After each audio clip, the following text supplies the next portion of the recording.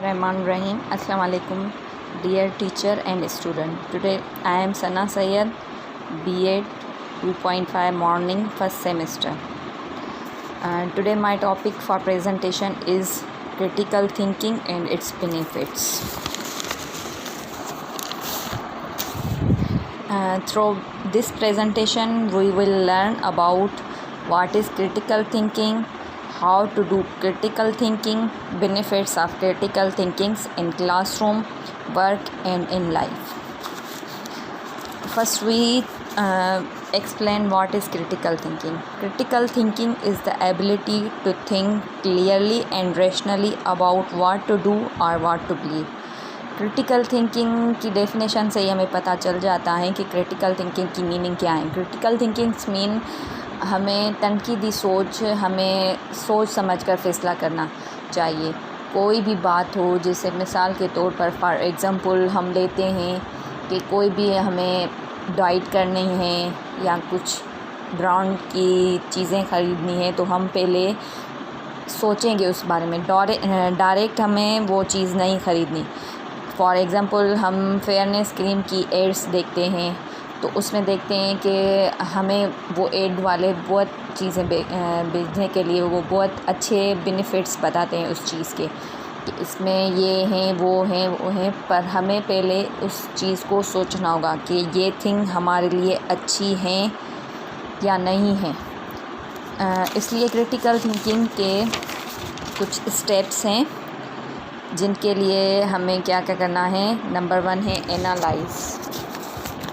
Analyse mean मुताला करना. हमें पहले मुताला करना होगा उस चीज़ का, उस सोच का कि हम जो ये बात सोच रहे हैं तो क्या ये बात ठीक है या नहीं है. उसके बाद है रीज़निंग मीन दलील. हम दूसरों से दलील लेंगे उस बारे में. अगर हम कोई फेयरनेस क्रीम ले रहे हैं तो हम उससे पहले उसके एनालाइज़ करेंगे, उसका पढ़ेंगे, मुताला करेंगे. उसके बाद हम रीज़निंग दलील लेंगे कि क्या ये चीज़ हम जो ख़रीद रहे हैं ठीक है या नहीं. इवोल्यूट करेंगे, जांचेंगे, पड़ताल करेंगे कि क्या ये ठीक है चीज़ हमारे लिए, क्या ये लगाने के बाद हम अच्छा रिज़ल्ट पाएंगे, इसके कोई साइड इफ़ेक्ट्स नहीं है. डायरेक्ट हमें नहीं करना कि हमने ये क्रीम देखी, हमने कोई सोच नहीं रखी, हमने ये ख़रीद ली. इसके लिए हमें क्रिटिकल थिंकिंग जो बहुत अच्छी चीज़ है वो करनी पड़ेगी. उसके बाद है वैलिडिटी.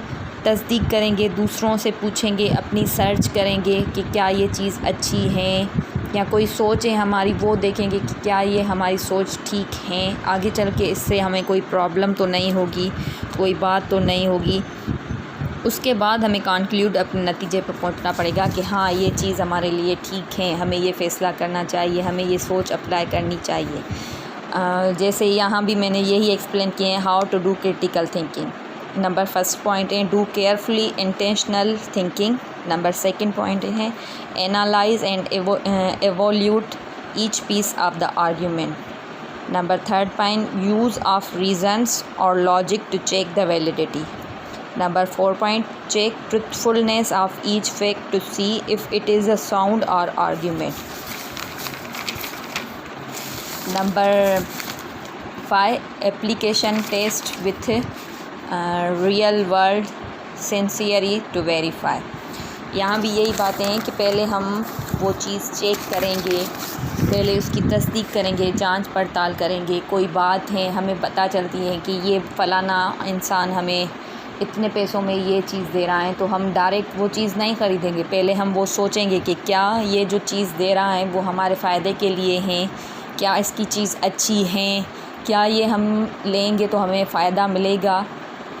उसके बाद हमें वो चीज़ ख़रीदनी चाहिए, उसके बाद वो हमें फ़ैसला करना चाहिए. अब यहाँ बेनिफिट्स ऑफ क्रिटिकल थिंकिंग है. एकेडमिक परफॉर्मेंस, क्या मतलब क्लासरूम में हमें क्या करना चाहिए, कैसे बच्चों के साथ हमें बिहेव करना चाहिए, क्या बच्चों को पढ़ाना चाहिए कि वो आगे चलकर अच्छे बच्चे बने. उसके लिए पॉइंट्स हैं understands the argument and beliefs of other. Number 2 critical evaluating those arguments and beliefs. Develop and defend one's own well supported arguments and beliefs. उसके बाद हैं वर्क प्लेस. کام کی جگہ پر ہم دیکھتے ہیں کہ اکثر باس اپنی انا میں ہوتے ہیں، جھاڑتے ہیں، وہ اپنے کم امپلائی کو اتنی لفٹ نہیں کرواتے کہ ان کے اوپینینس کو نہیں ایکسیپٹ کرتے، بغیر سوچے سمجھے ان کی فائلز رد کر دیتے ہیں، یا بغیر سوچے سمجھے اگر کوئی وہ پروجیکٹ دیتے بھی ہیں تو وہ اپنی باس کی وجہ سے وہ اس کو ایکسیپٹ نہیں کرتے۔ اس لیے ہمیں ان کو ادھر یہی ہمیں ایگزامپل آزمانا چاہیے کہ ہمیں ہر چیز میں اوپن مائنڈیڈ ہونا چاہیے۔ اگر ہم سے چھوٹا امپلائی ہیں تو ہم یہ وجہ بنیاد بنا کر اس کی بات کو رد نہیں کر سکتے، ہمیں پہلے سوچنا چاہیے کہ کیا اس کی بات اچھی ہے، کیا یہ اچھا سوچ رہا ہے، کیا یہ اچھی ہمیں پوائنٹ دے رہا ہے۔ اسی کے حساب سے میں نے پوائنٹس لیے ہیں۔ Help us to reflect and get a deeper understanding of our own and other decisions. Number 2، encourage open-mindedness to change۔ Number 3، aid us in being non-analytical in solving problems۔ اس کے بعد آتا ہے ڈیلی لائف۔ ہمیں اپنے روزمرہ کے routine میں دیکھنا ہے، اگر ہمارے گھر میں کوئی بڑا ہے، کوئی بڑی عمر کا بزرگ رہتا ہے، اگر اس کو کوئی چھوٹے اچھی ڈیسیشن دے رہے ہیں، کوئی اچھی بات بتا رہے ہیں، تو ہمیں یہ نہیں کرنا چاہیے کہ ہم بڑے ہیں، ہم ہی ہمیشہ ٹھیک ہے۔